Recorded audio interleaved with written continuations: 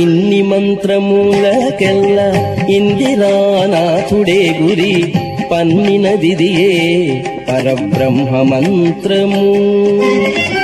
ఇన్ని మంత్రములకెల్ల ఇందిరానాథుడే గురి పన్నినదిదియే పరబ్రహ్మ మంత్రము.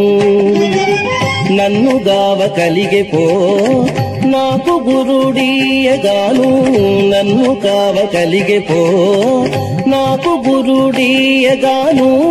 వెన్నెల వంటిది శ్రీ వెంకటేశు మంత్రము, వెన్నెల వంటిది శ్రీ వెంకటేశు మంత్రము, వెన్నెల వంటిది శ్రీ వెంకటేశు మంత్రము.